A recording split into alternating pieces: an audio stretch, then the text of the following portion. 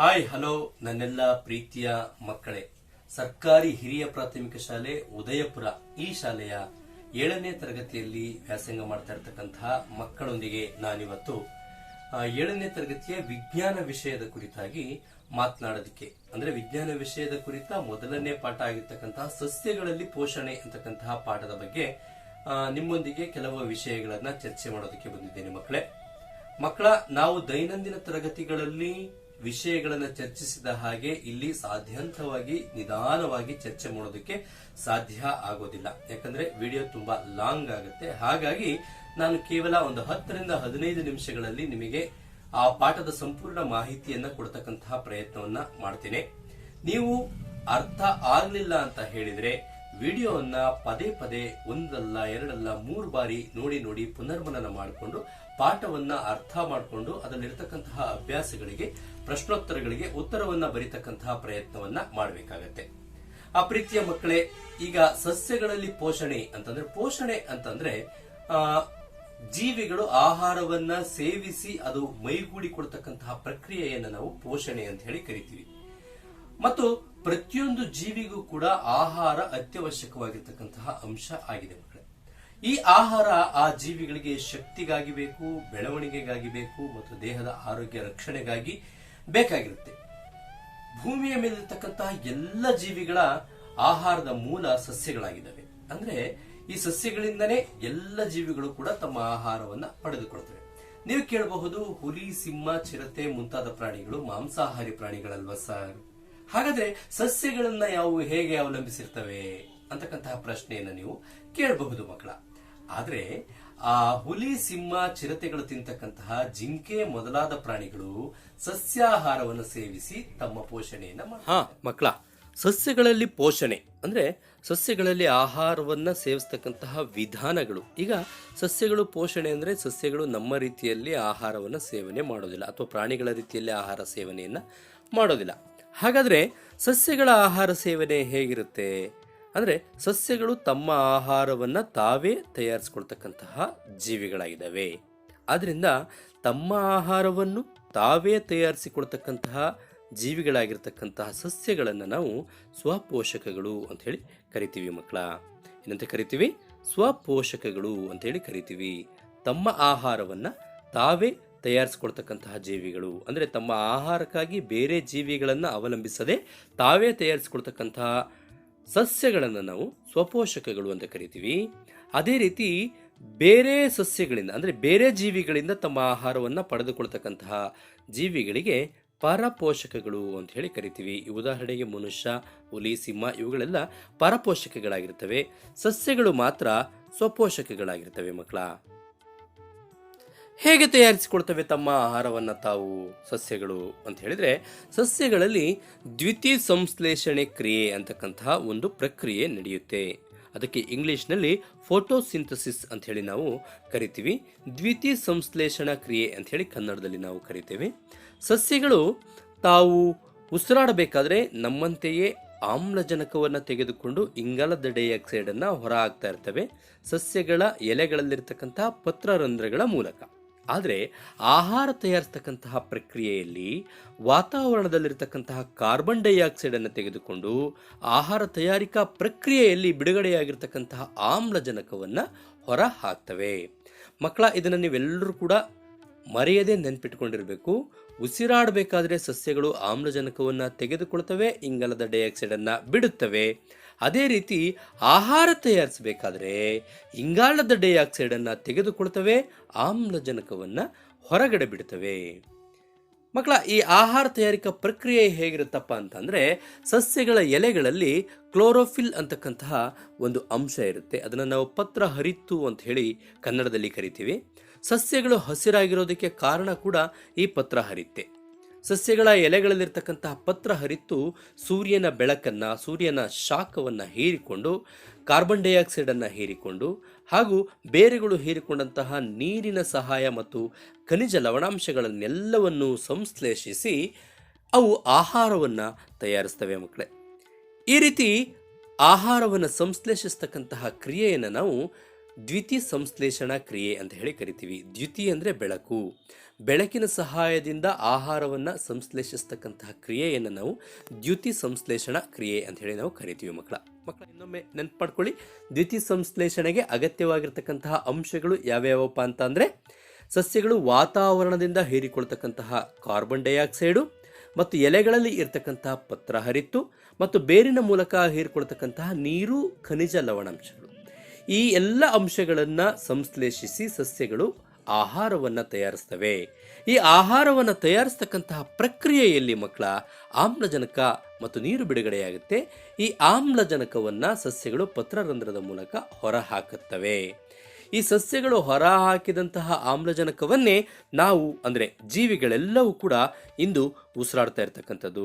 ನಮಗೆ ಬೇಕಾಗಿರ್ತಕ್ಕಂತಹ ಅತ್ಯಗತ್ಯವಾಗಿ ಬೇಕಾಗಿರ್ತಕ್ಕಂತಹ ಜೀವಾನಿಲವಾಗಿರ್ತಕ್ಕಂತಹ ಆಮ್ಲಜನಕವನ್ನು ಈ ಸಸ್ಯಗಳು ಬಿಡುಗಡೆ ಮಾಡ್ತಾ ಇರ್ತವೆ. ನಾವು ಉಸಿರಾಡಿ ಬಿಡ್ತಕ್ಕಂತಹ ಕಾರ್ಬನ್ ಡೈಆಕ್ಸೈಡನ್ನು ಹೀರಿಕೊಂಡು ಆಹಾರ ತಯಾರಿಸಿಕೊಂಡು ಆಮ್ಲಜನಕವನ್ನು ಅವು ಬಿಡ್ತಕ್ಕಂತಹ ಪ್ರಯತ್ನವನ್ನು ಮಾಡ್ತವೆ ಮಕ್ಕಳ.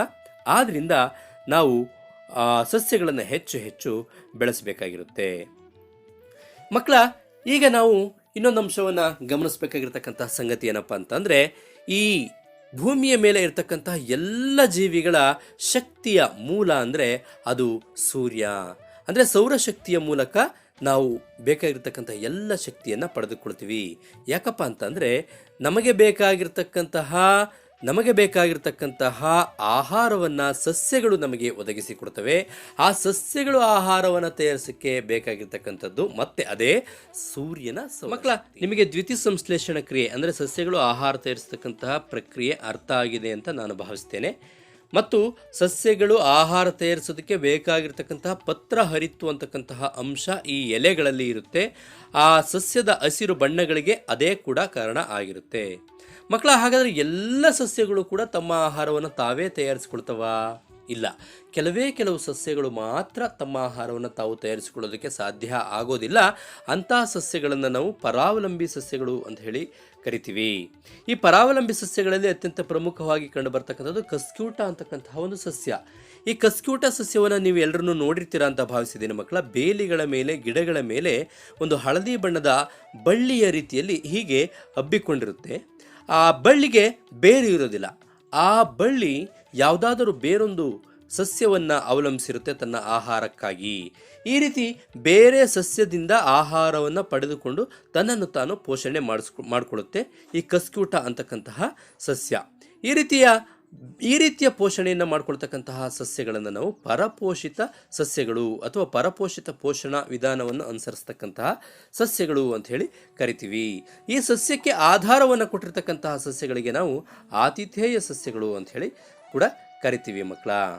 ಮತ್ತು ಈ ಚಿತ್ರದಲ್ಲಿ ನೀವು ನೋಡ್ತಾ ಇರ್ತಕ್ಕಂಥದ್ದು ಡ್ರಾಸಿರಾ ಅಂತಕ್ಕಂತಹ ಸಸ್ಯ. ಇದೀಗ ನೋಡ್ತಾ ಇರ್ತಕ್ಕಂತಹ ಸಸ್ಯ ನೊಣದ ಬೋನು ಅಂತಕ್ಕಂತಹ ಸಸ್ಯ. ಇದು ಬೋನಿನ ಆಕಾರದಲ್ಲಿ ಇರೋದರಿಂದ ಇದನ್ನು ನೊಣದ ಬೋನು ಅಂತ ಹೇಳಿ ಕರಿತೀವಿ. ನೊಣ ಅಥವಾ ಕೀಟಗಳು ಬಂದು ಕುಳಿತ ತಕ್ಷಣ ಅದು ತನ್ನ ಬಾಯನ್ನು ಮುಚ್ಕೊಳ್ಳೋ ಮೂಲಕ ಆ ಕೀಟವನ್ನು ತಾನು ಸೇವನೆ ಮಾಡ್ತಕ್ಕಂತಹ ಕೆಲಸವನ್ನು ಮಾಡುತ್ತೆ. ಮತ್ತು ಮುಂದಿನ ಚಿತ್ರದಲ್ಲಿ ನೀವು ನೋಡ್ತಾ ಇರ್ತಕ್ಕಂತಹ ಗಿಡ ಹೂಜಿ ಗಿಡ ಅಂತಕ್ಕಂಥದ್ದು. ಇದು ಹೂಜಿಯ ಆಕಾರದಲ್ಲಿ ಇರುತ್ತೆ.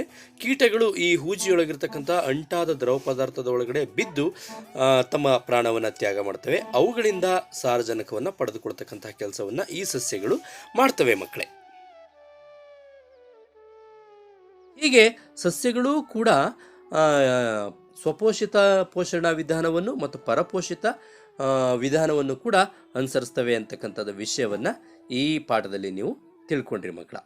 ನೋಡಿ ಮಕ್ಕಳ, ಈ ಪಾಠದಲ್ಲಿ ನೀವೆಲ್ಲರೂ ಅತ್ಯಂತ ಮುಖ್ಯವಾಗಿ ಗಮನಿಸಬೇಕಾಗಿರ್ತಕ್ಕಂತಹ ಅಂಶಗಳು ಅಂತಂದರೆ ಇವಿಷ್ಟು ಮಕ್ಕಳ. ಈ ಅಂಶಗಳನ್ನು ನೀವು ನಿಮ್ಮ ನೋಟ್ ಪುಸ್ತಕದಲ್ಲಿ ಅಥವಾ ನಿಮ್ಮ FA ಹಾಳೆಯಲ್ಲಿ ಬರಿತೀರಲ್ವ, ಮಾಮೂಲಿ FA ಹಾಳೆಯಲ್ಲಿ ಬರಿತೀರಲ್ವ, ಹೆಸರು, ತರಗತಿ, ವಿಷಯ, ದಿನಾಂಕ, ಘಟಕ, ಚಟುವಟಿಕೆ ಹೀಗೆ ಬರಿತೀರಲ್ವ, ಆ ರೀತಿ ಬರೆದು ಈ ನೀವು ಕಲಿತಿರುವುದು ಅಂತಕ್ಕಂತಹ ವಿಷಯಗಳಿದಾವಲ್ಲ, ಈ ವಿಷಯಗಳನ್ನು ನೀವು ಬರೆದು ಆ ವಿಷಯಗಳನ್ನು ಕಲಿಯತಕ್ಕಂತಹ ಪ್ರಯತ್ನವನ್ನು ನೀವು ಮಾಡಬೇಕಾಗುತ್ತೆ. ಈ ನೀವು ಕಲಿತಿರುವುದು ಅಂತಕ್ಕಂತಹ ವಿಷಯದಲ್ಲಿರ್ತಕ್ಕಂಥ ಮುಖ್ಯಾಂಶಗಳು, ಇದು ಪಾಠದ ಮುಖ್ಯಾಂಶಗಳು. ಆ ಮುಖ್ಯಾಂಶಗಳನ್ನು ನಾವು ಮತ್ತೊಮ್ಮೆ ನೋಡೋದಾದರೆ ಮಕ್ಕಳ, ಎಲ್ಲ ಜೀವಿಗಳಿಗೂ ಆಹಾರದ ಅಗತ್ಯ ಇದೆ, ಹೌದಲ್ವಾ? ಎಲ್ಲ ಜೀವಿಗಳಿಗೂ ಕೂಡ ಆಹಾರದ ಅಗತ್ಯ ಇದ್ದೇ ಇರುತ್ತೆ. ಆ ಆಹಾರ ಅಂತಕ್ಕಂಥದ್ದು ಆ ಜೀವಿಗಳಿಗೆ ಏನಕ್ಕೆ ಬೇಕಾಗಿರುತ್ತಪ್ಪ ಅಂತಂದರೆ ದೇಹದ ಬೆಳವಣಿಗೆಗೆ ಮತ್ತು ಶಕ್ತಿಗೋಸ್ಕರ ಆಹಾರ ಬೇಕಾಗಿರುತ್ತೆ. ಮತ್ತು ಮಕ್ಕಳ, ಹಸಿರು ಸಸ್ಯಗಳು ದ್ಯುತಿಸಂಶ್ಲೇಷಣೆ ಅಂತಕ್ಕಂಥ ಪ್ರಕ್ರಿಯೆಯ ಮೂಲಕ ತಮ್ಮ ಆಹಾರವನ್ನು ತಾವೇ ಸಂಶ್ಲೇಷಿಸಿಕೊಳ್ತವೆ. ಆ ರೀತಿ ತಮ್ಮ ಆಹಾರವನ್ನು ತಾವೇ ಸಂಶ್ಲೇಷಿಸಿಕೊಳ್ಳುವ ಸಸ್ಯಗಳನ್ನು ಸ್ವಪೋಷಕಗಳು ಅಂತ ಹೇಳಿ ಕರಿತೀವಿ. ಅದೇ ರೀತಿ ಕಸ್ಕ್ಯೂಟ ಅಂತಕ್ಕಂತಹ ರೀತಿಯ ಸಸ್ಯಗಳು ಪರಾವಲಂಬಿಗಳಾಗಿರ್ತವೆ. ಇವು ಆತಿಥೇಯ ಸಸ್ಯಗಳಿಂದ ಆಹಾರವನ್ನು ಪಡೆದುಕೊಳ್ತವೆ. ಮಕ್ಕಳ, ಈ ದ್ಯುತಿಸಂಶ್ಲೇಷಣೆಯ ಪ್ರಕ್ರಿಯೆ ಹೇಗಿರುತ್ತಪ್ಪ ಅಂತಂದರೆ ಕಾರ್ಬನ್ ಡೈಆಕ್ಸೈಡು, ನೀರು ಮತ್ತು ಖನಿಜಗಳಂತಹ ಸರಳ ರಾಸಾಯನಿಕ ವಸ್ತುಗಳನ್ನು ಸಸ್ಯಗಳು ಆಹಾರ ಸಂಶ್ಲೇಷಣೆಯಲ್ಲಿ ಉಪಯೋಗಿಸಿಕೊಂಡು ಸೂರ್ಯನ ಬೆಳಕು ಹಾಗೂ ಪತ್ರಹರಿತಿನ ಸಹಾಯದಿಂದ ತಮ್ಮ ಆಹಾರವನ್ನು ತಾವೇ ತಯಾರಿಸಿಕೊಳ್ತವೆ. ಗೊತ್ತಾಯ್ತಾ ಮಕ್ಕಳ? ಇನ್ನೊಂದು ಸರಿ ಹೇಳ್ತಾ ಇದ್ದೀನಿ. ದ್ಯುತಿಸಂಶ್ಲೇಷಣೆಗೆ ಅಗತ್ಯವಾಗಿರ್ತಕ್ಕಂತಹ ಅಂಶಗಳು ಯಾವ್ಯಾವಪ್ಪ ಅಂತಂದರೆ ಕ್ಲೋರೋಫಿಲ್ ಅಂದರೆ ಪತ್ರಹರಿತ್ತು, ನೀರು, ಕಾರ್ಬನ್ ಡೈಆಕ್ಸೈಡ್ ಮತ್ತು ಸೂರ್ಯನ ಬೆಳಕು. ಇವಿಷ್ಟು ದ್ಯುತಿಸಂಶ್ಲೇಷಣೆಗೆ ಅತ್ಯವಶ್ಯಕವಾಗಿ ಬೇಕಾಗಿರ್ತಕ್ಕಂತಹ ವಸ್ತುಗಳು. ಮಕ್ಕಳ, ಈ ದ್ಯುತಿಸಂಶ್ಲೇಷಣೆಗೆ ಬೇಕಾಗಿರ್ತಕ್ಕಂತಹ ವಸ್ತುಗಳಲ್ಲಿ ಸೂರ್ಯನ ಶಾಖವನ್ನು ಸಸ್ಯದ ಎಲೆಗಳಲ್ಲಿರ್ತಕ್ಕಂತಹ ಪತ್ರಹರಿತ್ತು ಹೀರ್ಕೊಳ್ಳುತ್ತೆ. ಕಾರ್ಬನ್ ಡೈಆಕ್ಸೈಡನ್ನು ಎಲೆಗಳಲ್ಲಿರ್ತಕ್ಕಂತಹ ಪತ್ರಹರಿತ್ತು ಹೀರ್ಕೊಳ್ಳುತ್ತೆ. ಇನ್ನು ನೀರು ಮತ್ತು ಖನಿಜ ಲವಣಾಂಶಗಳನ್ನು ಬೇರು ಹೀರಿಕೊಂಡು ಸಸ್ಯದ ಎಲೆಗಳ ಭಾಗಕ್ಕೆ ಸರಬರಾಜು ಮಾಡಿರುತ್ತೆ. ಇದು ಸಸ್ಯಗಳಲ್ಲಿ ಪೋಷಣೆ.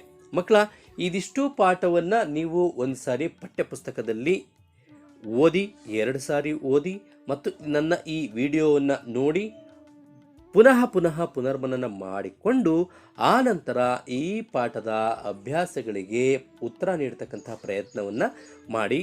ಈ ಪಾಠದ ಅಭ್ಯಾಸದಲ್ಲಿರ್ತಕ್ಕಂಥ ಎಲ್ಲ ಪ್ರಶ್ನೆಗಳಿಗೂ ನೀವು ಉತ್ತರವನ್ನು ನೀಡೋದಕ್ಕೆ ಸಾಧ್ಯ ಆಗಲಿಲ್ಲ ಅಂದ್ರೂ ಕೂಡ ಎಷ್ಟು ಪ್ರಶ್ನೆಗಳಿಗೆ ಸಾಧ್ಯ ನಿಮಗೆ ಆಗುತ್ತೋ ಅದಷ್ಟಕ್ಕೆ ಮಾತ್ರ ಉತ್ತರವನ್ನು ನೀಡತಕ್ಕಂತಹ ಪ್ರಯತ್ನವನ್ನು ಮಾಡಿ.